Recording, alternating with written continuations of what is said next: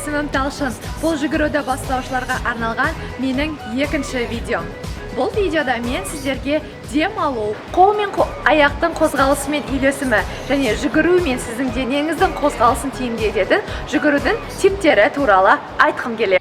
Бүгінгі біздің видеомызға көмектесетін менің досым Айман. Сонымен бүгін не істейміз? Бірге жүгірейік.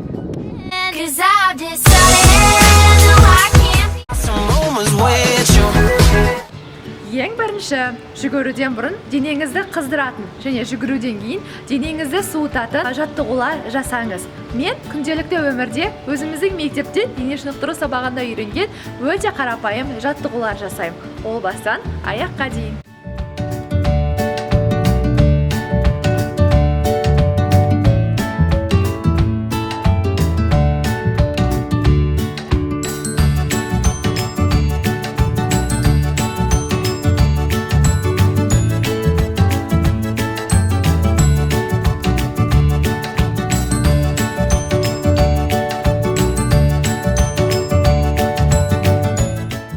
Екінші, көп адамдар жүгірген кезде аяқ қана маңызды рөл атқарады деп ойлайды. Алайда денеміздің жоғары бөлігімізбен қолымыздың маңызы өте зор. Сондықтан жүгірген кезде, қолыңызды бүккен кезде 90 градустық бұрыштан болуын және 90 градустық бұрыштан асып кетпеуін қадағалаңыз. Егер қолыңыз кеудеңізден жоғары немесе беліңізден төмен шығып кеткен жағдайларда алаңдамаңыз. Ол жағдайда қолыңызды қайтадан дұрыс 90 градустық формаға келтіріп жүгіріңіз. Үшінші, қолыңыз бен аяғыңыздың қозғалысының үйлесіміне мән беріңіз. Мысалға, егер тезірек жүгірсеңіз, қолыңыз да сәйкесінше тезірек қимылдауы керек. Аяқ пен қолдың қозғалысы үйлескен кезде ғана сіз тиімді жүгіру техникасына ие боласыз. Жүгіруді ақырын және де жеңіл қадамдардан бастау керек. Ақырындап жылдамдығыңызды арттырғаныңыз жөн. Егер де жүгіруді бастай салып бірден тез жүгірген болсаңыз, онда энергияңызды көбірек және тез жоғалтасыз. Жүгіріп болғаннан кейін аяғыңыздың көбірек ауырғанын сезетін боласыз. Қалай дем алу керек? Мұрынмен бе, әлде ауызбен бе? Мен қазіргі кезде табиғи түрде ауызбен де, мұрынмен де дем алуды қолданып жүрмін. Алайда дем алған кезде кеудемді ауамен толтырмаймын, бірақ ішімді ауамен толтыруға тырысамын.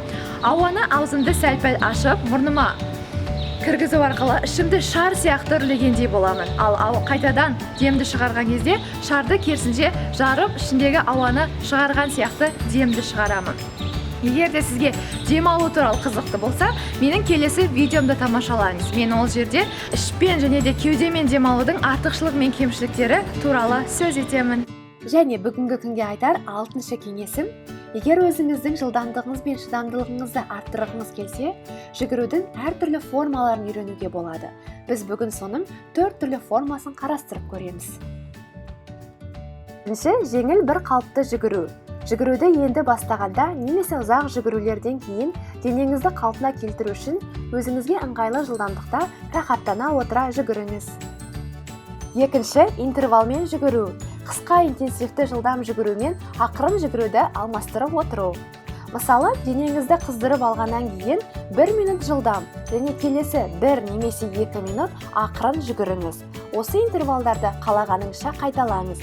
Бұл әдістің пайдасы жылдамдықты, жүгіру тиімділігін, ми-дене координациясын, мотивацияны арттырады және тез артық майлармен күресуге де болады. Үшінші, темпо жүгіру.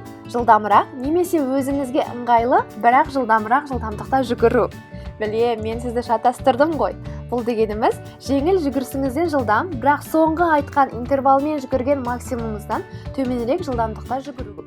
Мысалы, алғашқы 5 минут қыздырыңыз, келесі 20 минут жылдамырақ жүгіріңіз және соңғы 5 минутты ақырындап суыға жұмсаңыз. Бұл жүгіру сіздің жылдамырақ және ұзағырақ жүгіруіңізге мүмкіндік береді. Және төртінші, ұзақтыққа жүгіру. Жоспарыңызға сәйкес, әр апта не 2 апта сайын күнделікті қашықтығыңыздан ұзағырақ қашықтыққа жүгіріңіз. Мәселен, мен ең алғаш рет жүгірген кезде ең ұзақ деген қашықтығым 5 километр болатын. Кейін ұзақтыққа жүгіруімді көбейте отырып, оны 10, 20, 30 километрге дейін көбейте алдым. Ең бастысы асықпаңыз. Бүгін біз қол мен аяқ қозғалысын үйлесімділігі, қалай демалу және жүгірудің формалары туралы үйрендік. Егер сізге менің осы видеом ұнаса, қолыңызды жоғары көтеріп, лайк батырмасын басыңыз. Егер келесі видеоларын жіберіп алғыңыз келмесе, subscribe, подписаться немесе тіркелу деген батырманы басыңыз. Менің видеоларымда және каналымда кездескенше.